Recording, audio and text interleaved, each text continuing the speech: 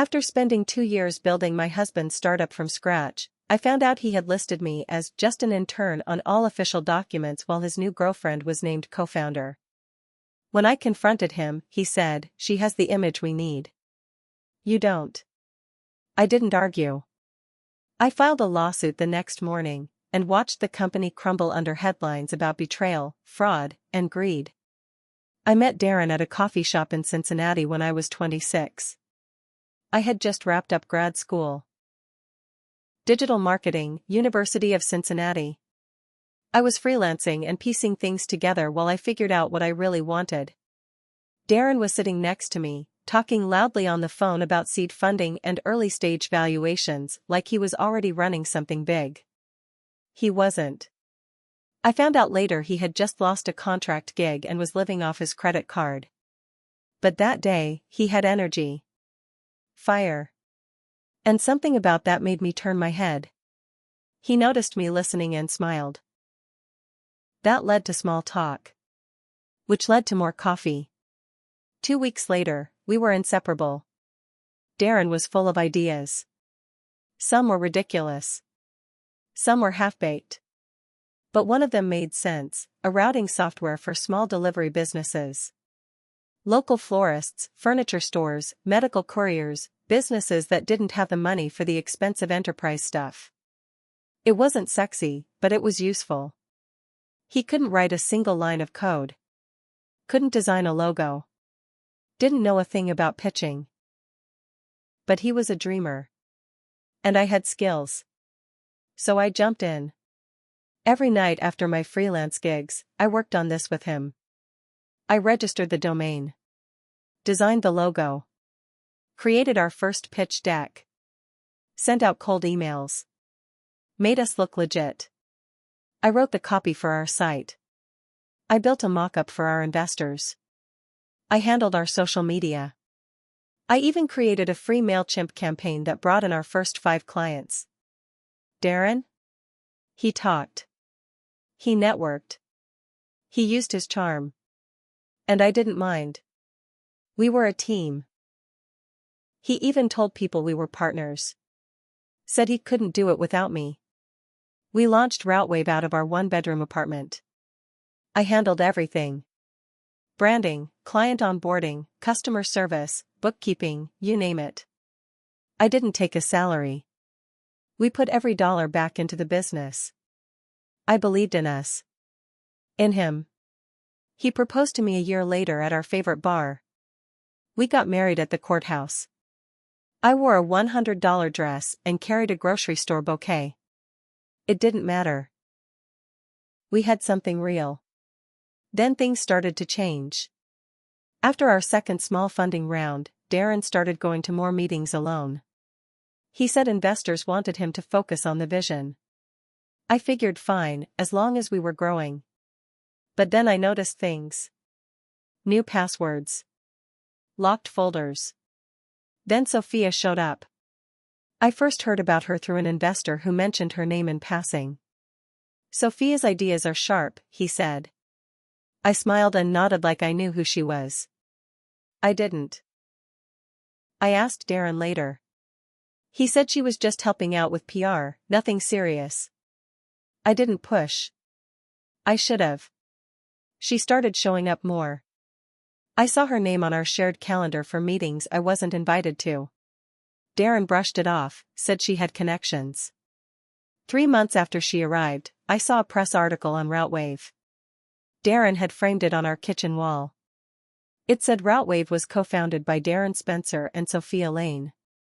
I read it 3 times. There was no mention of me. Not even a footnote. When I asked Darren, I didn't scream. I didn't even raise my voice. I just asked, why does it say Sophia's the co-founder? He didn't even flinch. He said, she has the image we need. You don't. He said it like it was nothing. Like he was commenting on the color of my shirt. I sat down. My hands were cold. I asked him what I was listed as. He said, intern. We had to put something. Intern. I gave 2 years of my life. Nights. Weekends. No salary. No breaks. And he wrote me off as an intern. I didn't argue. I got my laptop, pulled up everything. Every document I'd written. Every piece of proof.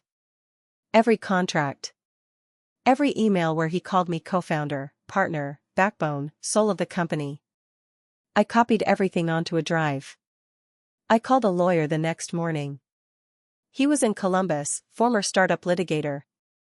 I drove 3 hours to meet him in person. When I showed him my files, he stared at me and said, "This guy's toast." We filed the lawsuit 1 week later. I served Darren the papers on a Tuesday morning. He thought it was a lunch delivery. When he opened the door and saw the woman hand him the envelope, he laughed and said, "You've got to be kidding me." I didn't talk to him for 2 days after that. He tried texting, calling, even showed up outside my office building, acting like this was some kind of overreaction. "You're really gonna do this to me? To us?" he said. I just stared at him through the glass doors. I didn't move. I didn't even blink. He finally walked off, muttering something under his breath. The lawsuit made things public fast. It wasn't just about calling me an intern. My lawyer filed for co-founder recognition, back pay, profit shares, and damages. The amount was serious. High 6 figures, possibly more depending on the valuation. But the biggest hit? Fraud. Darren had misrepresented the company's origin and team on legal filings and pitch materials. That's illegal, especially when you're raising investor money. I had proof, email trails, internal documents, investor updates with my name edited out. Within a week, blogs picked it up. Small ones first. Then one of them got a quote from a source at one of the venture capital firms backing Routewave. They confirmed they were re-evaluating their involvement due to pending legal issues regarding executive misrepresentation. That's when TechCrunch and Wired got involved. I didn't talk to the press at first. I let the lawsuit speak for me. But Sophia? She made a statement. Said she trusted the wrong people and was unaware of the mislabeling issues. I had emails showing she knew I was part of the original team. I had screenshots of her asking Darren, "What happens when your wife finds out she's not listed?" She knew. She didn't care. Routewave's user base started to shrink. Fast. Customers didn't like the scandal. Some competitors picked it up and ran marketing campaigns about honest startups run by honest people. Darren tried damage control, doing podcasts, social posts, even a weird fireside video talking about the dangers of mixing marriage and business. It backfired. Hard. I started getting messages from former partners, small clients, even employees. They were pissed. Said Darren had treated them like garbage once the money came in. That he made promises and broke them. One guy, a junior developer, sent me an entire chain of Slack messages from Darren, trashing me. Calling me dead weight. High maintenance. Emotionally unstable. He sent that to me with a simple note, "This guy deserves to crash." I thanked him and passed it to my lawyer. Meanwhile, Darren's lawyer reached out to settle. Offered me a payout. A big one. But here's the thing, I didn't just want money. I wanted truth on the record. So I said no. Darren lost it. Left a voicemail screaming that I was destroying everything we built. That I'd regret this forever. That Sophia had left him and he was alone in a goddamn war zone. I kept that voicemail too. 3 months into the lawsuit, the IRS started looking into the company. My lawyer had flagged irregularities in how they reported my role, and the Fed started asking questions. Turns out, claiming a co-founder was just an intern on payroll to hide equity distribution? That's not just shady. That's criminal. Then something else happened. One of our first angel investors called me. I hadn't spoken to her since year 1. She said, "I always knew Darren was slick. I didn't know he was stupid." She told me she was pulling out, and making it public. The next day, she posted on LinkedIn that she was terminating her involvement with RouteWave due to deep ethical violations at the executive level. I didn't even know she followed the case. Within a week, 3 more investors backed out. One of them sent out a full press release explaining why. They named Darren and Sophia. Said their due diligence had been manipulated. RouteWave's next round of funding evaporated. The app started crashing from lack of maintenance. The lead engineer quit. The COO left. Their customer support line stopped working. Darren? He went quiet. Sophia posted one last message on social media: "This experience has been painful and eye-opening. I hope to rebuild from this." Then she vanished offline. But I wasn't done yet. Because while they were trying to contain the fire, I was working with a journalist from ProPublica. Quietly. Giving her documents. Dates. Names. She'd been investigating toxic startup cultures. And when she saw my files, she said, "This is bigger than just you." I gave her everything. And then I waited. The ProPublica article dropped on a Thursday morning. The title was brutal: "How One Startup Sacrificed Ethics for Hype and Lost Everything." My name was in the first paragraph. The story laid everything out: how RouteWave was built, how I was written out, how Darren and Sophia crafted a false narrative to attract money. It included screenshots, quotes from employees, investor emails, and even a snippet from Darren's angry voicemail to me. It wasn't just a startup gossip piece. It was an exposé. The article trended on Twitter by noon. That night, it was picked up by the local NBC affiliate. Then Business Insider ran a follow-up with the headline, "Intern or Co-Founder? The lawsuit that could redefine startup partnerships." Suddenly, I wasn't the scorned wife in the shadows. I was the story. 2 days later, I got a call from a former client of RouteWave's, an independent medical courier company in Columbus. They told me they were filing a claim for breach of contract. Said the software crashed mid-route and cost them thousands.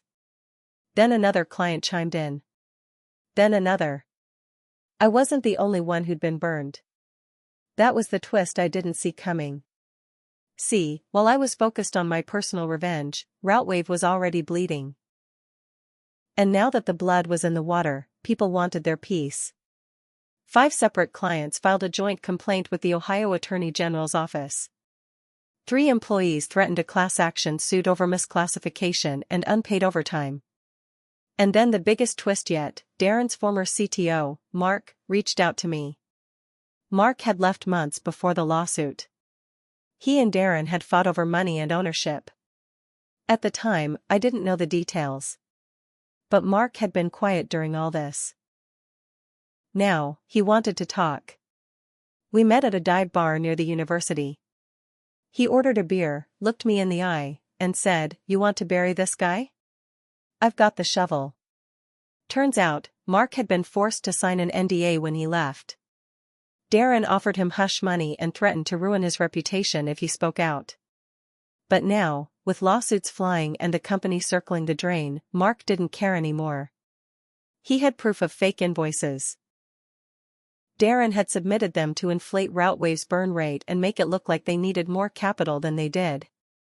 It was an old trick, but a dangerous one. Mark gave me a thumb drive and said, "Use it however you want. But don't let him land on his feet." I passed it to my lawyer and to the journalist. Then something happened that chilled me to my bones. I got a letter in the mail with no return address. Inside was a printed screenshot of my LinkedIn profile with a red X drawn over my face in Sharpie. Nothing else. I filed a police report. The cops said it might be connected to the case, but without a direct threat, there wasn't much they could do. Still, it shook me. I bought a security camera the next day.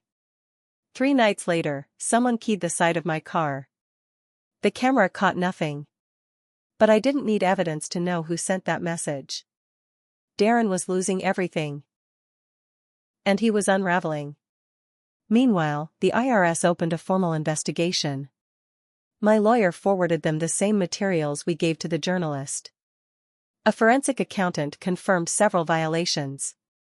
And then came the subpoena. A federal one. Suddenly, Darren wasn't just dealing with me anymore. He was dealing with the government. Darren was served the federal subpoena in front of a WeWork office in downtown Cincinnati. Someone took a photo and posted it to Reddit. Cincinnati startup bro gets served in public like it's a Netflix drama. The internet didn't forget.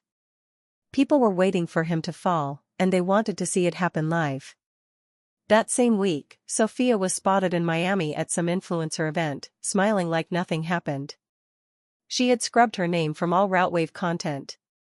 Deleted all posts about tech. Rebranded as a wellness entrepreneur. She never reached out to me.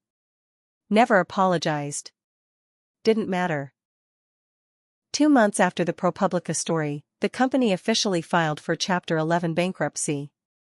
They owed hundreds of thousands to vendors, employees, and clients. Investors lost millions. No one wanted to touch them. And Darren? He had tried everything to hold it together, private calls to investors, last-minute pivots, even shady crypto pitches. It was pathetic. Desperate. Then one day, out of nowhere, he showed up outside my apartment building. I saw him through the security camera before he could buzz. He looked like hell. Thin. Dirty hoodie. Red eyes. I went downstairs anyway. I don't know why. Maybe I wanted to hear what excuse he'd try this time. He didn't make one. I lost everything, he said. They froze my accounts. I have nothing. I stood there on the front step, arms crossed. You still have your name, I said. That's more than you left me with. He laughed. A bitter, broken laugh. You ruined me. I nodded. No. You did that. I just helped everyone see it. He didn't argue. He just stood there, like a man waiting to be shot. Then he turned and walked off. I watched until he was out of sight. I never saw him in person again. 3 weeks later, Darren was arrested for tax fraud and misrepresentation in business filings. Sophia cooperated with investigators, threw him under the bus completely. She claimed he forged her signature on documents. Maybe he did. Maybe he didn't. I didn't care. The final court ruling in my case came 2 months after his arrest. The judge recognized me as an original co-founder and awarded me 45% of the company's pre-collapse value. That, combined with damages and back pay, came to just over $1.2 million. I didn't throw a party. I didn't buy a new car. I used it to start my own company. Not a tech startup. Nothing flashy. I opened a firm that helps women navigate co-founder contracts and protect their equity. The first thing I tell every client is this. Get it in writing. Especially from the man who says he loves you. But I'll be honest. I made mistakes too. I believed Darren for too long. I let love blind me to things I should have seen. I ignored the red flags because I wanted to build something together. I gave too much trust without asking for accountability. But I learned. And I'll never make that mistake again. Some people build empires. Others dig graves. Me? I did both. And I sleep just fine.